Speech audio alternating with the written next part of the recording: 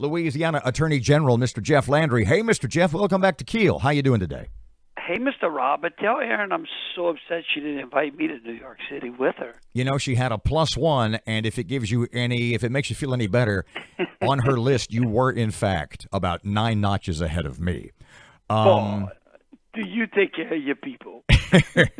I want to talk today about it's a project, Operation Broken Heart. But I don't want to start at the end, i.e. the results, which are, bluntly speaking, absolutely amazing.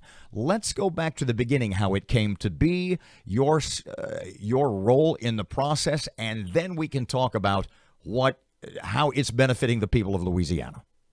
So Operation Broken Heart started about 4 or 5 years ago. It was an idea to basically bring together federal, state, and local law enforcement officers to conduct a joint operation to basically pool our resources together and concentrate on taking child predators off of our streets. And of course, it's surrounded, the nucleus of the operation is our ICAT unit, which is Internet Crimes Against Children, which is run out of the Louisiana Department of Justice under the Attorney General. We've got some great men and women that do this 24/7, basically scouring the internet to basically take child predators off the street and protect our children.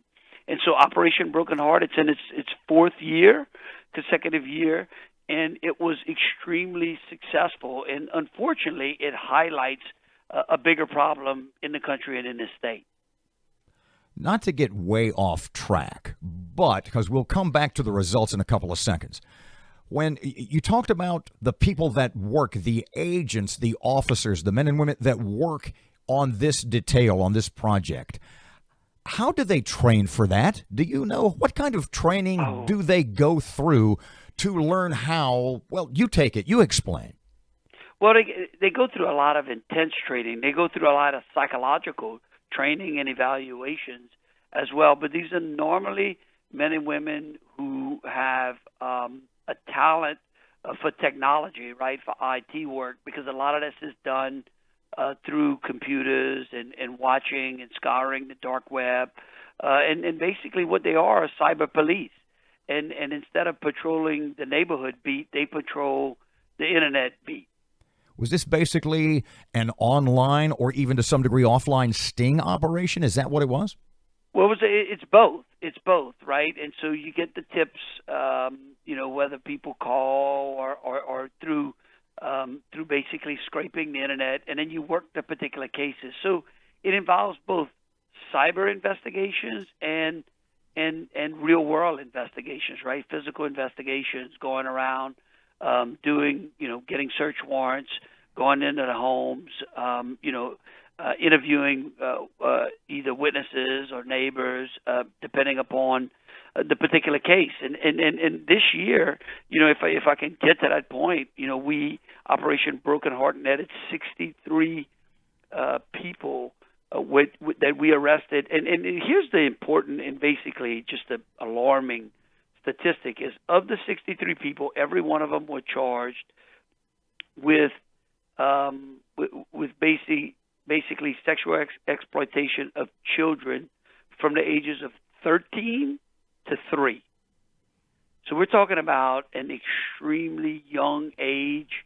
These are people that either had pictures or some of them were actually caught, and charged with actual, molestation.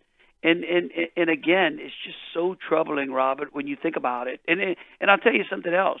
The most troubling statistic is the fact that we're continuously picking up illegal aliens in this group. So we got a hard enough time policing our citizens, but yet, because our border is not sealed, because we haven't gotten immigration reform in this country, because we haven't dealt with people pouring over the border, it's an added danger to our children. It's interesting you said that because we'll go off in that direction. I saw a quote, and I forget who it was the other day. It was a Republican legislator, I think, in the House of Representatives.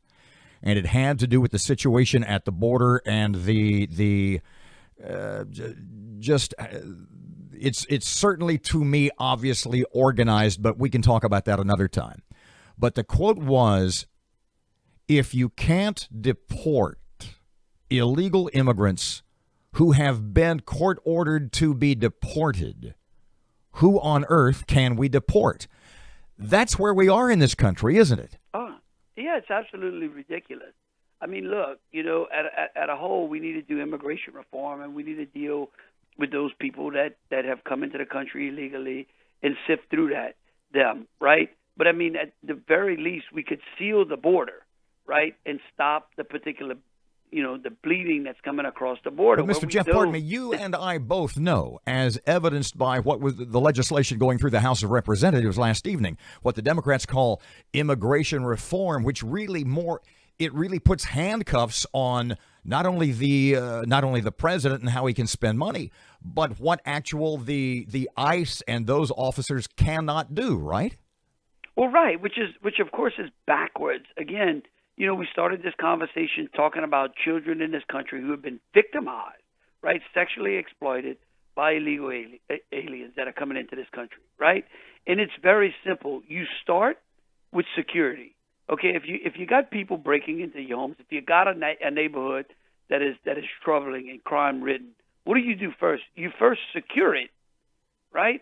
You first ensure that you put fences up, you put alarm systems up, you put monitoring systems, you patrol it heavily, and then you go about making particular cases and bringing people to justice and upholding the rule of law. It's not a complicated formula. And that's the problem, Robert. And that's the disturbing part, is that we've got children here in this state that are being victimized, okay? And we at least know that within this problem of pedophilia, we can at least corner off and stop one, which is just by sealing the border, okay? And then go back to dealing with our own citizens. And that's the most disturbing and alarming part.